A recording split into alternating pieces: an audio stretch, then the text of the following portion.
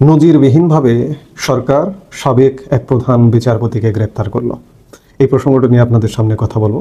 আপনারা ইতিমধ্যেই গণমাধ্যমের কল্যাণে জানতে পেরেছেন যে সাবেক প্রধান বিচারপতি, বাংলাদেশের 19তম প্রধান বিচারপতি ABM খায়রুল হককে আজ সকাল 8:30টায় তার ধানমন্ডির বাসভবন থেকে আইন শৃঙ্খলা বাহিনী গ্রেপ্তার করেছেন। ABM খায়রুল হক 2010 সালের 1 অক্টোবর থেকে 17 মে পর্যন্ত মাত্র 8 মাসের জন্য প্রধান বিচারপতি হিসেবে দায়িত্ব পালন করেছিলেন।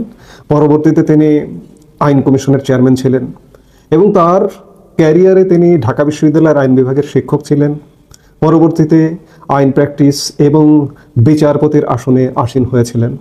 তিনি অনেকগুলো যুগান্তরকারী রায় দিয়েছেন তার কর্মকালে। প্রধান বিচারপতি থাকাকালে অ্যাপিলেট ডিভিশনে তার বেঞ্চ ত্রয়োদশ সংশোধনী বাতিল করে দেয়। এই বাতিল করে দেবার ফলে তত্ত্বাবধায়ক সরকার ব্যবস্থা অবৈধ হয়ে যায়। তিনি বা তার বেঞ্চ বা আদালত কেন বাতিল করে দিয়েছিলেন? হয়তো দেখেছিলেন যে তত্ত্বাবধায়ক সরকারটিকে কলঙ্কিত করা যায়, যেটি 2006 সালের দিকে বিএনপি জামাত জোট সরকার বিচারকদের বয়স বাড়িয়ে কলঙ্কিত করেছিল। সেই বিবেচনায় হয়তো তার আদালত ভেবেছিল যে তত্ত্বাবধায়ক সরকার বাংলাদেশের মতো জায়গায় থাকা না থাকা একই সমান, অতএব এটি বাতিল করে দিয়ে হয়তো তিনি এই বিবেচনায় বাতিল করে দিয়েছিলেন। তিনি প্রধান বিচারপতি থাকাকালে ত্রয়োদশ সংশোধনী বাতিল ছাড়াও তিনি ফতোয়া অবৈধ করেছিলেন। তিনি হাইকোর্ট বিভাগে থাকাকালে বঙ্গবন্ধুর হত্যাকাণ্ডের রায় দিয়েছিলেন। এমন যুগান্তকারী বেশ কিছু রায় তার ক্যারিয়ারে যুক্ত হয়ে আছে। এখন প্রশ্ন হচ্ছে যে একজন বিচারপতি রায় দিলেন, রায়টি যদি আমার পছন্দ না হয় তাহলে আমার আপিল করবার সুযোগ আছে, আমার রিভিউ করবার সুযোগ আছে। যেমন এই যে পঞ্চদশ সংশোধনী যে বিগত আওয়ামী লীগ সরকার পাশ করেছিল, পঞ্চদশ সংশোধনীর বিপরীতে একটা রিট পিটিশন দায়ের হয়েছিল হাইকোর্টে। এর ফলে পঞ্চদশ সংশোধনীর কয়েকটি ধারা বাতিল হয়েছে। ঠিক তেমনি ত্রয়োদশ সংশোধনী বাতিলের একটা রিভিউ বা পর্যালোচনা এই মুহূর্তে আপিল বিভাগে বিচারাধীন আছে। আমার প্রশ্ন হলো যে বিচারপতির বা বিচারকের রায় যদি আমার পছন্দ না হয় তাহলে আদালতের প্রতিকারের ব্যবস্থা আছে, অর্থাৎ আদালত দিয়ে আদালতকে ফেস করতে হয়। বাংলাদেশের একজন প্রধান বিচারপতিকে গ্রেপ্তারের মাধ্যমে বাংলাদেশের ইতিহাসে কেন আমাদের এই উপমহাদেশেই হয়তো একটা নজিরবিহীন ঘটনা ঘটিয়ে ফেলানো হলো। আজকে প্রধান বিচারপতিকে গ্রেপ্তার করবার মাধ্যমে এটি হলো যে আইন দিয়ে আইনকে ফেস করা নয়, আইনের বাইরে গিয়ে অন্য পথে বল প্রয়োগ করে বা ক্ষমতা প্রয়োগ করে আইনকে ফেস করা। এই ঘটনাটির মাধ্যমে এটি হবে। বিশেষ করে বিচারাঙ্গনে এমন একটি ভয়ের সংস্কৃতি তৈরি হলো যে যে কেউ কোনো অপরাধ হলেও অপরাধীর বিপক্ষে রায় দিতে, সেটি নিম্ন আদালত হোক উচ্চ আদালত হোক, খানিকটা ভয় পাবে। একটা ভয়ের বিচারাঙ্গনে একটা ভয়ের সংস্কৃতি চালু হয়ে গেল। ইতিমধ্যে গত 5 অগাস্ট সরকার পরিবর্তনের পরে বিচারপতি খায়রুল হকের নামে বেশ কয়েকটি ঢাকা এবং নারায়ণগঞ্জে বেশ কয়েকটি মামলা রুজু করা হয়েছে এবং পুলিশ, আমরা সর্বশেষ যেটি জানি যে পুলিশ তাকে কোন মামলায় গ্রেপ্তার দেখাবে সেটি তখনও বলেনি। আমরা যখন এই ভিডিওটা নির্মাণ করছি, কোনো না কোনো মামলায়, যে মামলাগুলো তার নামে হয়েছে সেই মামলাগুলোতে গ্রেপ্তার তাকে দেখানো হবে, কিন্তু কথা সেটি নয়। কথা হচ্ছে এটি একটি ন্যাক্কারজনক ঘটনা। সর্বোচ্চ আদালত বিচারাঙ্গনকে সেইভাবে দেখতে হয়, কিন্তু সর্বোচ্চ আদালতের বাংলাদেশের একজন প্রধান বিচারপতি গ্রেপ্তার, বাংলাদেশের 54 বছরের ইতিহাসে এমনটা দেখা যায়নি। পাকিস্তানে থাকতে পারে প্রধান বিচারপতি গ্রেপ্তার হয়েছেন, এমন কোনো একটা তথ্য কোথাও আমি দেখেছিলাম, আমার ভুল হতে পারে। ভারতে এমনটা ঘটেনি, অর্থাৎ আমাদের ভারতীয় উপমহাদেশে সর্বোচ্চ আদালতের বিচারপতিকে এভাবে হেনস্থা করার ইতিহাস নেই। আমি আবারও বলবো যে বিচারকের কিংবা বিচারপতির রায় যদি আমার পছন্দ না হয়, সেই রায়ের ব্যাপারে আমি পাল্টা ব্যবস্থা নেবার জন্য আদালতে আমাকে ব্যবস্থা দিয়েছে, আমি সেখানে ব্যবস্থার জন্য যাব, শরণাপন্ন হব। কিন্তু বিচারপতি রায় দিয়েছেন, রায় দেবার কারণে তাকে গ্রেপ্তার করে হেনস্থা করব, তাকে জেলবন্দি করে রাখবো, এটি কিন্তু নজিরবিহীন। তাকে গ্রেপ্তার করার কারণটা কি আজকে? শুধুমাত্র কি তত্ত্বাবধায়ক সরকার ব্যবস্থা বাতিলের, ত্রয়োদশ সংশোধন বাতিলের কারণেই কি তাকে গ্রেপ্তার করা হলো? ফতোয়া বাতিলের কারণে, কারণটি কি এর পেছনে আছে কি? কিংবা বঙ্গবন্ধু হত্যা মামলার রায় দিয়েছিলেন, এই কারণটিও কি আছে? আজকে যদি বঙ্গবন্ধু, স্বাধীনতা, মুক্তিযুদ্ধ এগুলো নিয়ে যদি, এগুলোর পক্ষে অতীতে যদি কেউ কাজ করে থাকে, তিনিও আজকে রাষ্ট্রের চোখে দোষী সাব্যস্ত হচ্ছেন। সেই দোষের জায়গা থেকে কি বিচারপতি খায়রুল হককে গ্রেপ্তার করা হলো? যদি হয়ে থাকে, এগুলো নজিরবিহীন এবং ন্যাক্কারজনক। সারা বাংলাদেশকে আজকে ইউনূস সরকার খেপিয়ে দিচ্ছে। আজকে দেশে এমন একটা পরিস্থিতি ক্রিয়েট করেছে, এই যে এই মুহূর্তে আমাদের দেশে শোকের মাতম চলছে মাইলস্টোন বিমান বিধ্বস্ত হওয়ার ঘটনায়। এই শোকের মাতমকে ভিন্ন খাতে, ভিন্ন দিকে দৃষ্টি দিতে, কিংবা কদিন আগে গোপালগঞ্জ ট্র্যাজেডি ঘটলো, সেই ট্র্যাজেডির ভিন্ন দিকে দৃষ্টি ফেরাতে জনগণের আজকে কি একজন প্রধান বিচারপতিকে গ্রেপ্তার করা হলো, কিংবা আরো কি নাটক করা হবে এদিকে এই ন্যাক্কারজনক ঘটনাগুলো মানুষের দৃষ্টি অন্যদিকে ফেরাতে? এভাবে কত, এরও তো একটা শেষ আছে। আজকে সরকার যারা আছেন তাদেরও অন্ততপক্ষে হয়তো বোঝা উচিত যে হ্যাঁ, আপনারা রাজনৈতিক দলগুলোকে নিয়েও দল পাকাচ্ছেন, শোকের মধ্যেও রাজনৈতিক দলগুলোকে নিয়ে মিটিং করছেন, এ করছেন, সে করছেন, আবার বলছেন যে আওয়ামী লীগ আজকে 1 বছর পরে আওয়ামী লীগ ষড়যন্ত্র, আওয়ামী লীগ ফিরে আসবার ঘটনা ঘটছে, এরকম ভয় পাচ্ছেন। ভয় হোক, শঙ্কা হোক, যেটি হোক না কেন, আপনারা পাচ্ছেন। আপনারা মূল বিষয়ে দৃষ্টি না দিয়ে এই যে শোক, এই শোককে ট্যাকেল করা, এই শোককে কেন্দ্র করে মানুষ সংক্ষুব্ধ হচ্ছে, এই যে লাশগুলো হারিয়ে গেছে, লাশগুলো পাওয়া যাচ্ছে না, মৃত্যু সংখ্যা ইত্যাদি বিভিন্ন কিছু মাইলস্টোনকে কেন্দ্র করে এগুলো নিয়ে সলিউশনে না গিয়ে, এগুলো সংশ্লিষ্ট মানুষের সাথে আলাপ না করে প্রধান উপদেষ্টা ডক্টর মোহাম্মদ ইউনূস রাজনৈতিক দলের সঙ্গে বৈঠক করছেন। আবার আজকে তারই ধারাবাহিকতায় একজন সাবেক প্রধান বিচারপতিকে গ্রেপ্তার করলেন। এগুলো আসলে নজিরবিহীন, এগুলো আসলে ন্যাক্কারজনক। এগুলো করে টিকে থাকা যায় না, টিকে থাকা যাবে না। মানুষ সংক্ষুব্ধ হবে, মানুষ মাঠে নামবে, মানুষ রাস্তায় নামবে। অনেক প্রবল প্রতাপশালী রাজনৈতিক সরকারও টিকে থাকতে পারেনি জনমতের বিপক্ষে অবস্থান নিয়ে, জনগণের বিপক্ষে অবস্থান নিয়ে। সর্বশেষ আওয়ামী লীগ সরকারে কি ঘটলো, সেটি যেটি হোক, যেভাবেই হোক, গত জুলাই আগস্টে আওয়ামী লীগ সরকারের বিপক্ষে গিয়েছিল পুরো জনমত, পুরো জনগোষ্ঠী। আওয়ামী লীগ সরকার কিন্তু টিকে থাকতে পারেনি। প্রবল প্রতাপশালী রাজনৈতিকভাবে এবং সরকারিভাবে, সরকারের প্রশাসন যন্ত্র সবকিছু A to Z আওয়ামী লীগের পক্ষে ছিল। সেই আওয়ামী লীগ কিন্তু টিকে থাকতে পারেনি। আপনারা যদি 1 বছর আগে থেকে যদি শিক্ষা না নেন, আপনাদের পরিণতি আরো, আমি বারবার বলছি, আরো ভয়ঙ্কর হবে। এখনো সময় আছে, আপনারা ঘুরে দাঁড়ান, শিক্ষা নিন, নইলে ভয়াবহভাবে মাসুল দিতে হবে। বাংলাদেশের গণতন্ত্র ধ্বংস করার পথে যেই মানুষগুলো শেখ হাসিনার হাতকে সবচেয়ে বেশি শক্তিশালী করেছিলেন, তার মধ্যে বিচারপতি, সাবেক প্রধান বিচারপতি খায়রুল হক খুবই ওপরের দিকে আছেন। তিনি আজ গ্রেফতার হয়েছেন, এরকম একটা খবর দেখলাম।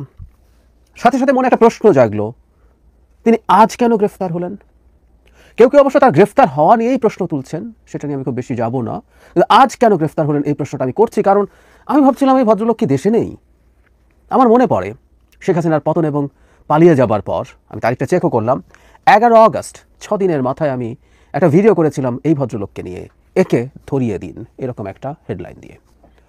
সেখানে বিস্তারিতভাবে মোটামুটি বলার চেষ্টা করেছি, শুধুমাত্র একটা রায় না, এই রায়কে তিনি কীভাবে ম্যানিপুলেট করেছেন, কীভাবে তিনি রায় বদলে দিয়েছেন, এসব নানা কারণে তার বিচার হওয়া উচিত বলে আমি মনে করি। সেটার জন্যই তাকে গ্রেফতার করার কথা বলেছিলাম, এবং জনগণ যদি তাকে কোথাও দেখে থাকে তারা যেন সেটা জানায় সরকারের বিভিন্ন প্রতিষ্ঠানের কাছে। পরবর্তীতে যখন গ্রেফতার হচ্ছে না, আমি ভাবলাম তিনি হয়তো দেশে নেই, তিনি দেশে বসে বহাল তবিয়তে আছেন। এটা তো অবিশ্বাস্য লাগলো আমার কাছে, এবং এতদিন কোনো তাকে গ্রেফতার করার চেষ্টা করা হলো না। আবারও বলছি, সরকার যেহেতু গ্রেফতার করেছেন, সরকার তাকে গ্রেফতার করার উপযোগী বলে মনে করছেন। তাকে গ্রেফতার করা যাবে না বলে যে আলাপ আছে, সেই আলাপে ঢুকছি না, সরকার মনে করছেন তাহলে সেটা। এবং এটা গত 1 বছরের মধ্যে তিনি তেমন কিছু করেননি নিশ্চয়, যার জন্য গ্রেফতার করা হচ্ছে। তার মানে তাকে গ্রেফতার করা হচ্ছে পূর্বের তার কৃতকর্মের জন্য। তাহলে এখন কেন? আমরা এই প্রশ্নটা আসলে জারি রাখবো, কারণ আমি যেটা অনুমান করি, সম্প্রতি সরকার খুবই অজনপ্রিয় হয়ে পড়ছে, নানা দিকে নানা রকম সংকটে পড়ছে। এবং আমার কাছে এই খায়রুল হককে গ্রেফতার করাটাকে শেখ হাসিনার মতো কাজ বলে মনে হলো, যে এটা করে খানিকটা বাহবা পাওয়া, খানিকটা হাততালি পাওয়া, মানুষ খানিকটা অপছন্দ থেকে সরে আসা, এই তাদের উদ্দেশ্য বলে আমি মনে করি। সরকারের পেছনে জনসমর্থন খুব দ্রুত কমছে, রাজনৈতিক দলগুলোর কমছে।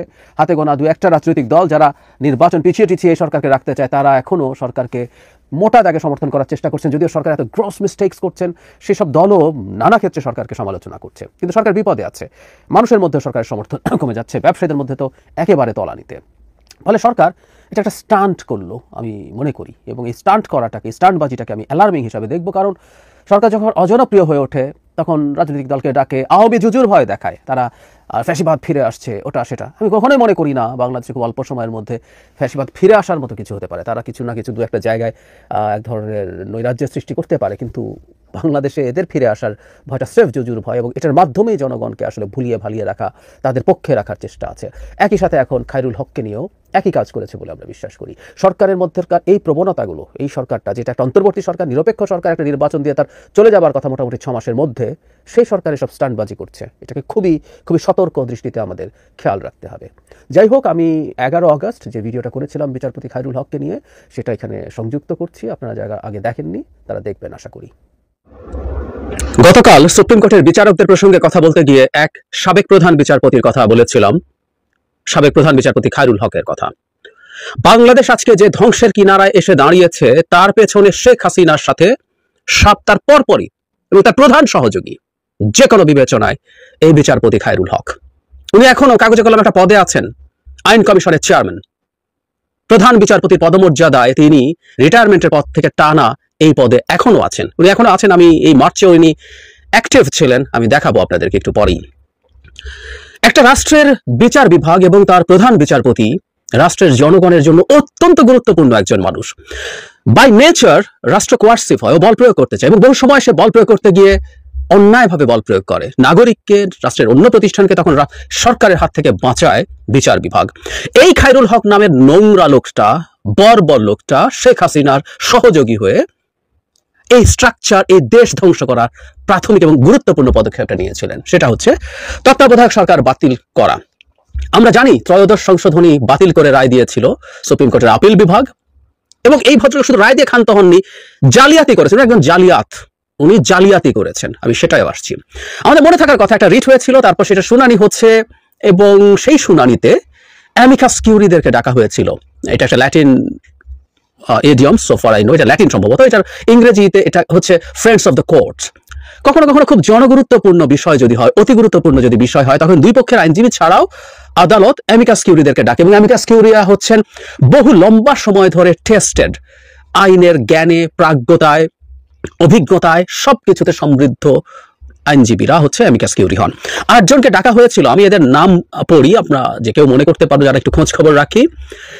জনাব টি.এইচ খান, ডক্টর কামাল হোসেন, আমিরুল ইসলাম, মাহমুদুল ইসলাম, রকনউদ্দিন মাহমুদ, ব্যারিস্টার রফিকুল হক, এম জহির। এই হচ্ছে 7 জন, তারা তত্ত্বাবধায়ক সরকারের পক্ষে দাঁড়িয়েছিলেন। রফিকুল হক এবং এম জহির যেটা করেছিলেন সেটা হলে তারা একটু সংস্কারের কথা, কিন্তু তত্ত্বাবধায়ক সরকার থাকবে সেটা বলেছিলেন। শুধু একজন, জনাব আজমালুল হোসেন কিউসি, তিনি এটা সংবিধানের সাথে সাংঘর্ষিক বলে বাতিল করতে বলেছিলেন। তার মানে নিশ্চিতভাবে আমরা বুঝতে পারি যখন এই অ্যামিকাস কিউরিরা বলেন তত্ত্বাবধায়ক সরকার সাংঘর্ষিক না এবং রাখতে হবে, সেটাই প্রত্যাশিত রায় হবার কথা ছিল। কিন্তু না, জনাব খায়রুল হকের ভেতরে শয়তানি ছিল। উনি শেখ হাসিনার দোসর হয়ে তার ক্ষমতাকে চিরকাল নিয়ে যাওয়ার চেষ্টার জন্য বসেছিলেন। রায় দেওয়া হলো, প্রাথমিক রায়টা এইরকম ছিল, ডকুমেন্ট আছে, আমি এটা নিয়ে ডিটেল ভিডিও করেছি, আজ ডকুমেন্ট খুঁজতে যাচ্ছি না, জেনে রাখুন, আমি জেনে বলছি, এটা জেনুইন, আপনারা খুঁজলেই পেয়ে যাবেন। প্রাথমিক রায়ে বলা হয়েছিল তত্ত্বাবধায়ক সরকার ব্যবস্থাটা সংবিধানের সাথে সাংঘর্ষিক, গণতন্ত্রের সাথে সাংঘর্ষিক, তাই এটা বাতিল করা হলো। কিন্তু জনগণের নিরাপত্তা এবং কল্যাণই যেহেতু সর্বোচ্চ আইন, তাই পরবর্তী দুটো নির্বাচন 13শ সংশোধনীর অধীনে, মানে 13শ সংশোধনীতে আমরা তত্ত্বাবধায়ক সরকার এনেছিলাম, অধীনেই হতে পারে। তার মানে এর জন্য সংবিধান সংশোধনের কোনো দরকার ছিল না। আওয়ামী লীগের পর শয়তানি করে মূল রায় আসার আগেই সংশোধন করে ফেললো, 15শ সংশোধনী করে তারা তত্ত্বাবধায়ক সরকার বাতিল করে দিল। কিন্তু এই জালিয়াত খায়রুল হক মূল যখন রায় লিখলেন, তার মধ্যে এই যে দুটো টার্মের কথা, সেটা ওনারা পর্যবেক্ষণে নিয়ে গেলেন এবং সেখানে লিখলেন সংসদ চাইলে ব্লা ব্লা ব্লা। নো, প্রাথমিক রায় বলা হয়েছিল তারা মনে করছেন পরবর্তী দুটো হোক 13শ সংশোধনীর আন্ডারেই, কারণ এই সিস্টেমটা দাঁড়িয়ে গেছে এবং জনগণের সিকিউরিটির জন্য, কল্যাণের জন্য এটা দরকার। এই জালিয়াতিটাও উনি করলেন পরবর্তীতে পূর্ণাঙ্গ রায়। যে আমরা আজকে শুনি না সংসদ চাইলে হতে পারে বলে, সেটা মিথ্যা কথা।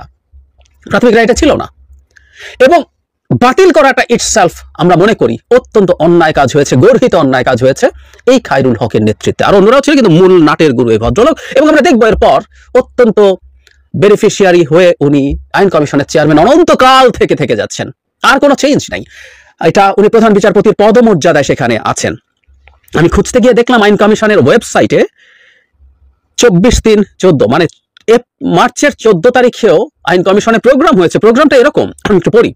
আইন কমিশনের চেয়ারম্যান মাননীয় বিচারপতি জনাব এবিএম খায়রুল হক মহোদয়ের সভাপতিত্বে গত 10 মার্চ 2024 খ্রিস্টাব্দ তারিখ রবিবার বিকাল 3 ঘটিকায় বিচার প্রশাসন প্রশিক্ষণ ইনস্টিটিউটের সেমিনার হলে জাতির পিতা বঙ্গবন্ধু শেখ মুজিবুর রহমানের 104তম জন্মবার্ষিকী উপলক্ষে জাতির জনক বঙ্গবন্ধু শেখ মুজিবুর রহমানের জীবন ও কর্ম শীর্ষক একটি আলোচনা অনুষ্ঠান আয়োজন করা হয়। বিভিন্ন পর্যায়ে বিচার বিভাগীয় কর্মকর্তারা ব্লা ব্লা ব্লা অনেকে ছিলেন।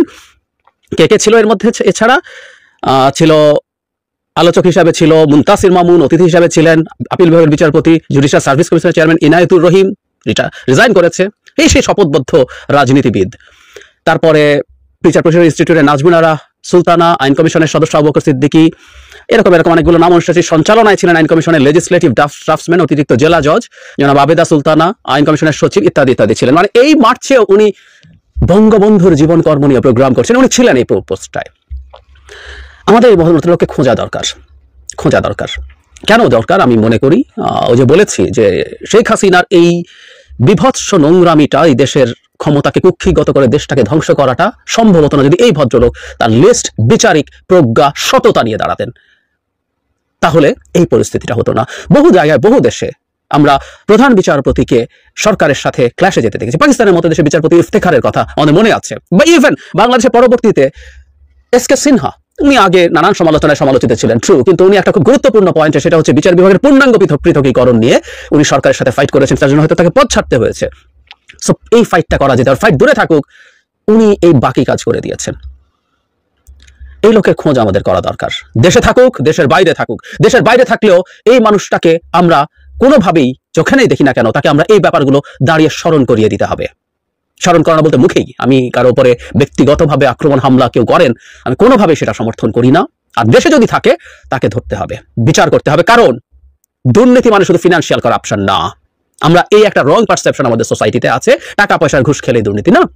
বিচারপতি খায়রুল হক যে দুর্নীতি করেছেন, যে অন্যায় করেছেন, যে অপরাধ করেছেন, সেই অপরাধ মানে শত শত বিরাট ডাকাত মিলে, হাজার হাজার বিরাট ডাকাত মিলেও হয় না। একটা জাতি, একটা রাষ্ট্রের এক্সিস্টেন্সকে প্রশ্নের সামনে নিয়ে আসে এই খায়রুল হক। শেখ হাসিনার পরে যদি কারো নাম আনতে হয়, সেটা এই খায়রুল হকের নাম আনতে হবে। তাই আমরা মনে করি, চারদিকে বলি, একে ধরিয়ে দিন, যেখানে যে দেখি না কেন, এদেরকে আমাদের বিচার করতে হবে।